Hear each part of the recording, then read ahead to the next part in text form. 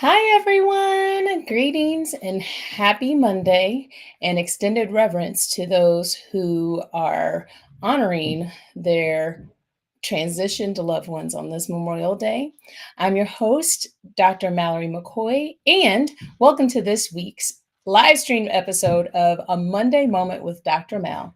As always, may this broadcast bring you exactly what you need in the present moment, and may my positivity and light exude through myself and be extended to those who could use a little extra. Ashe, let's seize the moment. I am so sorry. I'm tardy to my own party. I thought in light of spending time with my son for a second, we'd go outside and ride our scooters, and he fell twice, and so I had to put three band-aids on three boo-boos. And he's fine. He's still riding the scooter in the house, so there's that. I am extremely grateful for abundant rest. I've been getting all the rest and I love it. I'm grateful for earthly and divine connections this week. I'm grateful for love. I'm grateful for choosing what I want to do and not having to think about conducting research. Geez Louise, even though I've been informally conducting research. I'm grateful for sisterhood and fellowship. Shout out to my second sis, Nicole, who came up here this weekend and we had tons of fun and we got to work out. And I'm grateful to get to read for leisure. I'm almost through my first book post dissertation, so I'm excited about that. I'm grateful for knowledge and wisdom, and I'm grateful for peace. Now, you know I love me a good definition, and I'm team facts over feelings, so let's get into it. Shout out to primarybeginnings.com for the following facts. Did you know that there are only 2,000 days between the time your child was born and the time they start their first day of kindergarten? I thought that was pretty interesting.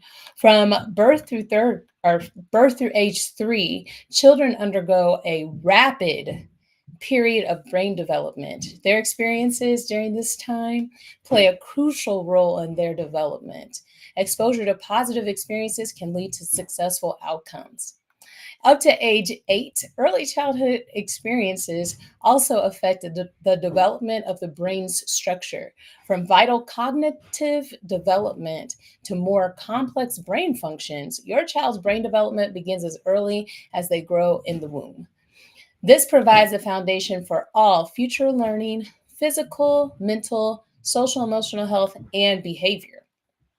And lastly, children who are read to frequently are more likely to count to 20 or higher than those who are not.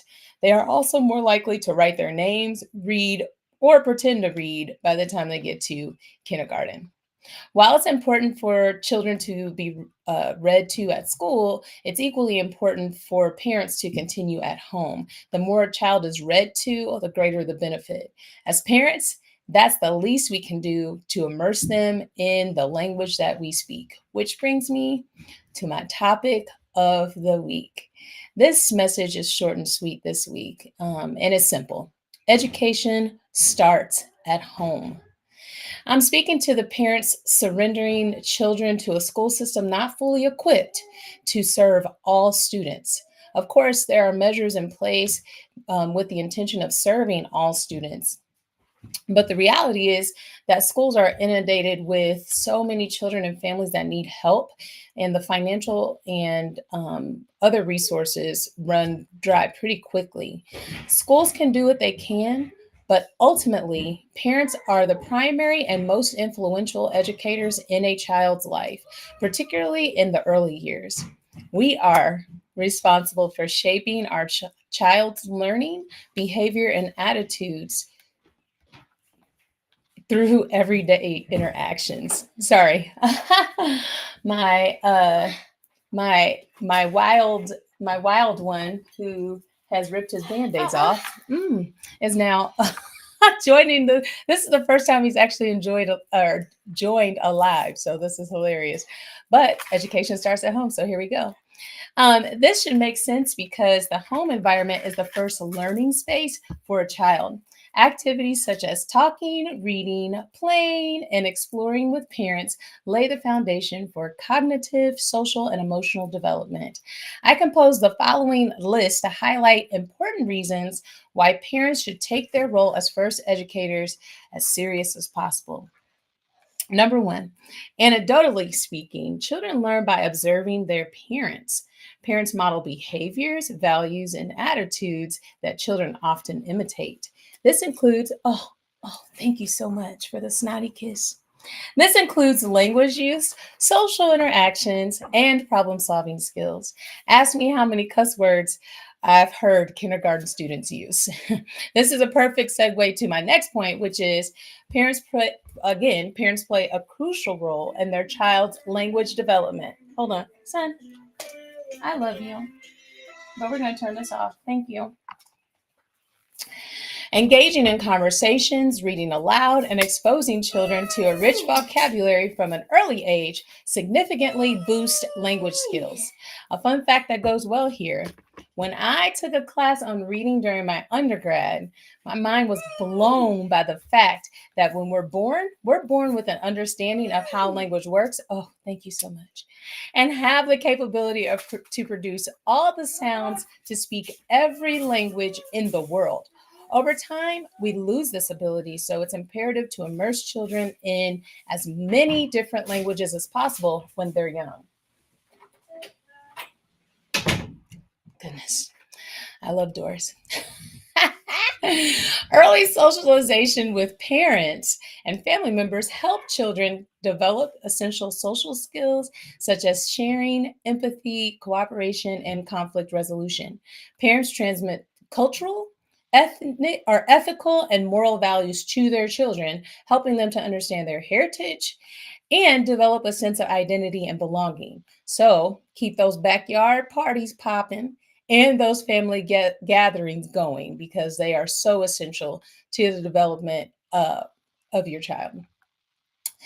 Next, a nurturing and responsive parenting style creates a secure attachment vital for a child's emotional development. This sense of security supports exploration and learning. So, hug and kiss your babies as much as possible and extend so much grace to them because it's literally the way they learn is by making mistakes. So, no matter how old they get, extend that love while they're making those mistakes. While it's true that children benefit most from attending a high quality early childhood program, it's also equally true that active parental involvement in a child's education is linked to better academic performance, higher self esteem, and a more positive attitude towards school. This includes helping with homework, attending school events, and encouraging learning at home. Ultimately, if you're going to send them to any school, be involved as much as you possibly can. Don't put the responsibility of rearing your child solely on the school. And furthermore, your attitude about school can directly reflect their behavior at school. And I have witnessed this personally. Parents, I mean, some of us have actually had traumatic experiences in school spaces. And so our attitudes about school are sometimes put on kids, and then their behavior reflects that. So it's just important to move through the healing that you need to move through, especially if you're going to send your kids to school. So parents who establish routines and structures at home provide a sense of stability and predictability, which is beneficial for a child's learning and development. This is, ooh, pick me. This is a perpetual struggle because I'm such a go with the flow type person. But I'm actually thankful for little Raymond because he puts his own routine in place. Like he's literally a by the clock child. So, and his what they call it, circadian rhythm, like it's on point. So I'm thankful for that because it helps to keep me in check. Parents are responsible for ensuring their child or children receive proper nutrition, health care, and physical activity essential for overall development and readiness to learn. Get them babies out the room, Don't sit them in front of video games and iPads and let them play that all day. And keep those babies away from these Takis and hot Cheetos. Oh my goodness, it's taking over. By fostering curiosity and encouraging exploration, parents help children develop critical thinking and problem solving skills. Asking questions, exploring nature, and hands on activities stimulate intellectual growth. Simply put, get those children outside. Nature is the best classroom for everyone, but especially those inquisitive, creative, and explorative children. Take them to the grocery store with you. I remember I had some anxiety with taking my son to the grocery store, but since he's gotten older, I take him to the grocery store more often. He loves it. And then have them help you to plan meals, or even have you help them cook the meals. Giving them real world experience is actually the best experience. It's better, in my opinion, it's better than going to school and just hearing about it, because you actually get to do it. Parents teach essential life skills such as time management, responsibility, and self care, which are crucial for independence and success in later life. Don't pour from an empty cup, because your children will see you doing that and see how you function in the chaos, and they will emulate this way of life. So, this is your permission to take care of yourself. So, get yourself some self care. Parents provide individualized attention and support that children may not receive in formal educational settings, addressing their unique needs and learning styles. First, as you already know, historical perspectives and accounts of marginalized people are being sabotaged, deleted, and banned from school environments. Therefore, we as parents have to do our due diligence to make sure that our scholars are being informed in the most positive and comprehensive way. Furthermore, when you're in a school setting, you have a curriculum that you have to follow, and kids have standards that they have to meet. But just as nature, all the trees in the forest don't grow at the same rate, children don't do that either. But it's difficult when their growth is tied to a standardized test. And so, really fostering and giving that individualized care at home for your children is the best way to help them flourish and grow in these educational spaces. Through guidance and support, parents help children develop resilience and the ability to cope with challenges and setbacks, promoting mental and emotional well being.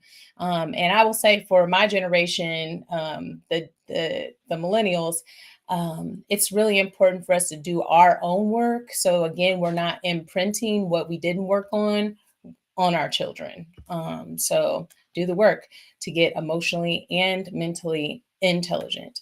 And lastly, parents who actively partner in their child's school and teachers create a supportive network that enhances the child's educational experience and outcomes. Sending your child to an educational institution requires a trifecta relationship between parent, guardians, teachers, and students.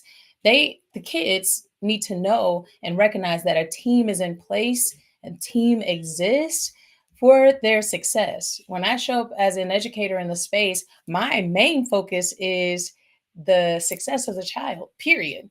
And so, but the student has to work toward their own success, and the parents also have to support that success too. So, thus, my call to action for you is to empower your parent educator's abilities through your own education. School districts offer parents as teachers services where they pair you up with a parent educator who comes into your home and gives you resources.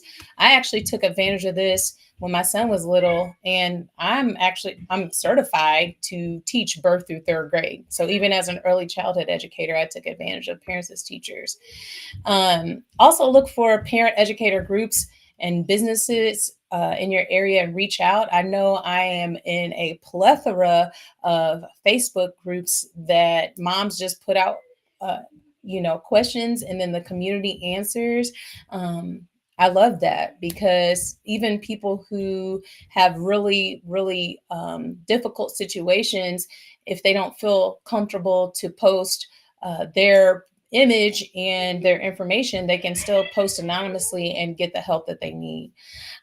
Supplemental education is a parent educator business that first comes to mind when I think about businesses that are helping with parent education. It's based here in Kansas City and was founded by my soror, Cassandra Brewington. So if you want to check that out, I'll link that in the blog that I post about this particular topic. And finally, I think it's important to start educating wherever your child is and assist them with whatever they need. Don't compare them to other children or even put educational parameters in place. Help them where they are.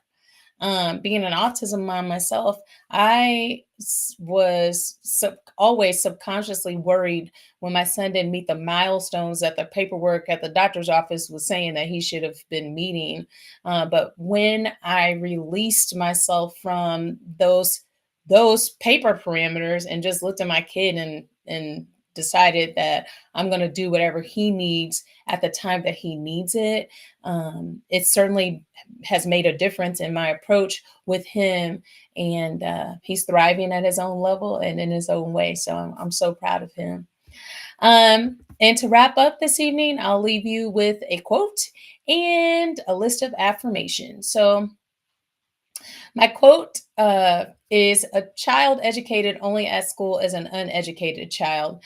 George Santayana said this, but I would say not necessarily an uneducated child, but since education starts at home and it's important, um, I would say a well-rounded child, a well-rounded, educated child. And some affirmations for parents who are trudging through being their child's first educator. Here's some affirmations that you can say to yourself. I am so proud of myself. You can say that anyway. You should say that every day. I am so proud of my children. Our environment is safe, loving, and a great place to learn. I am a loving, patient, safe space for my child. I am open and flexible with my child's learning. I trust myself to do what is best for my child's education. My child is learning at a pace that is comfortable for them, and it is okay if plans change. We have to be okay with that. We don't have to be okay with that, but the only thing constant in this life is change. So all right. Well, this brings me to the end of my show. It was short and sweet. I hope that you were able to take something away from this short and sweet show.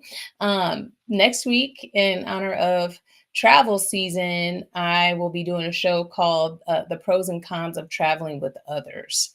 I think it's a worthy topic to discuss, especially if you are planning trips with someone that you don't share the same space. Ask me how I know. So, all right, y'all. Until next week, love and peace to all of you, and have the best week ever.